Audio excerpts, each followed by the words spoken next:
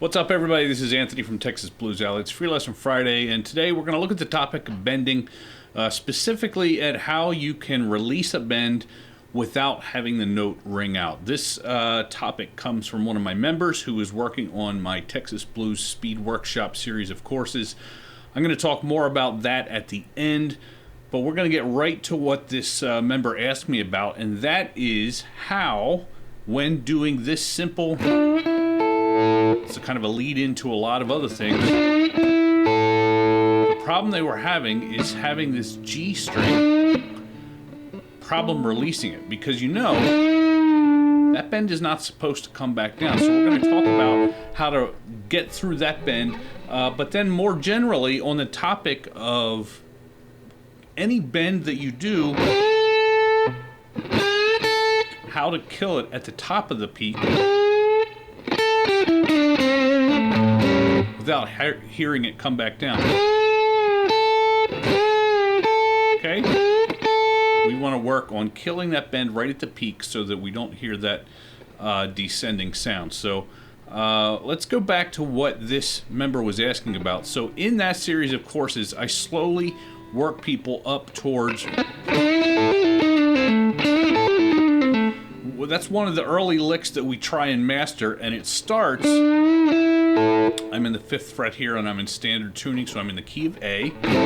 So we've got our box 1 shape here at the 5th fret.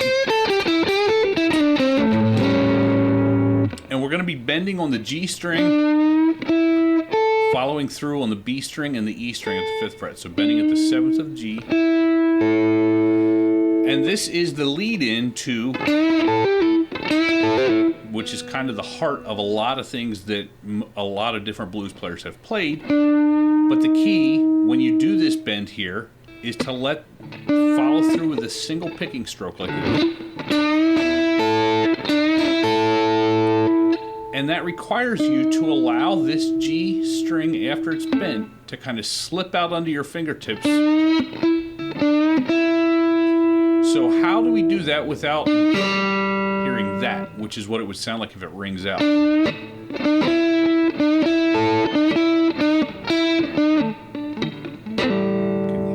That.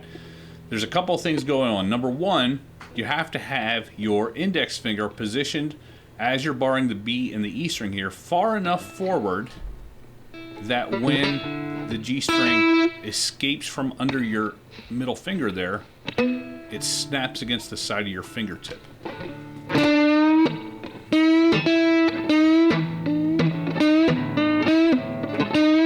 exaggerating it a little bit so you can hear.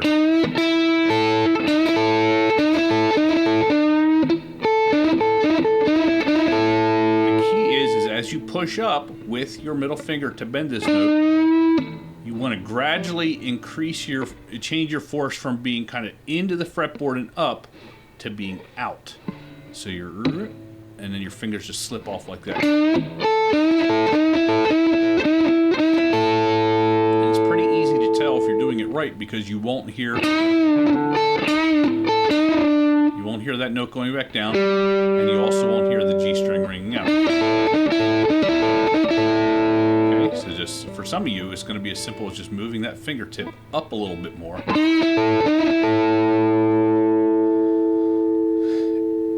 Now, there are other strings down here that you also need to worry about, because as you release, you don't want these ringing out, and that is where your picking hand comes in. So you notice as I'm doing this,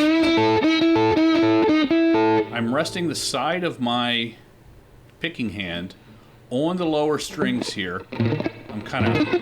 Sometimes if I'm playing hard, I'll rake right into that. Even when I'm doing it precisely, though, you can't really see from back here, but I'm resting. You flip it around here. I got the back part of my hand resting on the strings, but I'm cupping it just enough so that these strings are free to ring out underneath the curvature. And while I'm doing that, all these lower strings are muted. Once you get up to the G string, then it's free to ring out. So, in that case,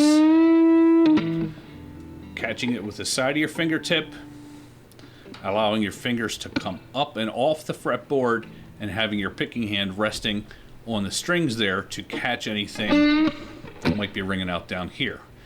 Now let's talk about what if there is a note. So let's do that one for a second. Bending, move that follow through, and then bend on the B string. Full step bend. Of course, we don't want this bend descending before we go up. So in this case, this is a little trickier because we're using all three fingers to kind of push this bend. Here it's kind of the same principle. You're going to let your finger slip off the string, but you got to get your first finger back here in time for this to snap back down against your fingertip. You see, as I approach the top of the bend, I start to move this finger back and then release. And my right hand is back here catching anything, progressively moving up and down depending on what is supposed to be ringing out.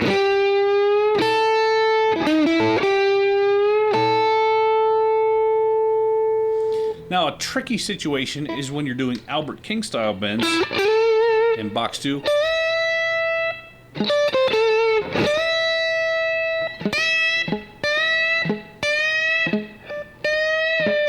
This one is a lot trickier because you're not, so for example, if you're going, all of those bends have a sharp peak, but there's no descent. You're not hearing. Now there are bends where you do that, but for this example,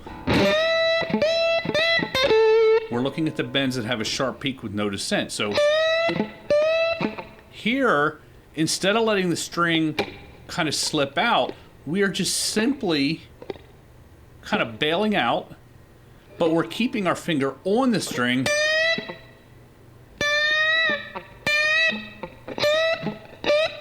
The key is we're going to pinch down with our right hand, because otherwise it's impossible to let that bend just simply descend without it ringing out. So as you approach the top of the bend, you're very subtly kind of resting, rolling back your hand to kind of pinch the E, and now you got to be down far enough so that you're catching the E string there.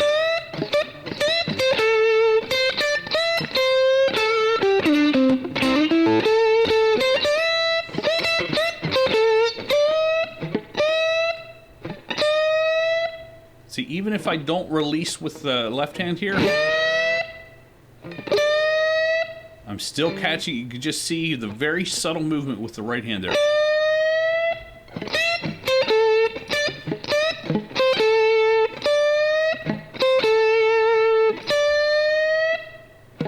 So anyway, I keep repeating the same thing, but basically what I wanted to accomplish with this lesson is to kind of expose you to the idea that, first of all, not all bends need to come back down. If you listen to Albert King and Stevie Ray Vaughan and Jimi Hendrix, learning how to end a bend the same way they do, it takes some close study. And it's one of the telltale signs of whether or not somebody has really paid attention. If there is a lick where the bends are supposed to have a sharp peak and no descent, and somebody plays them with a descent, then that tells me they haven't been paying close attention. But doing it is a whole other story, and it's a combination of knowing whether to release the string under the finger to smack into the side of, another fretting finger, or to kind of bring in your right hand to help kind of kill that note before you descend. Right quick, let me go up here and show you the lick that I was talking about at the beginning. That comes from a series of courses called Texas Blues Speed Workshop, and I'm going to have a link to that in the description here. This is a very detailed, structured series of courses about building speed for the Texas Blues style, and there's a good video there that kind of outlines the whole thing. I'm not going to give you the whole spiel here. The other thing I wanted to mention is the Essential Techniques series of courses. There's more about muting and bending in that collection of courses, a lot more detail. What I gave you here was more or less just kind of a high-level overview. But obviously, if you're serious about this, joining the locals is the best way to get your teaching. From what I've done, you get unlimited access to all the courses that I've ever put out, which at this point is pushing like 130 hours of course material or something like that. So there's plenty there to keep you busy. The real question is whether or not you have the time and the dedication to put into using it. So anyway, kind of a weird lesson today. I hope you enjoyed it. And until next time, thanks for watching.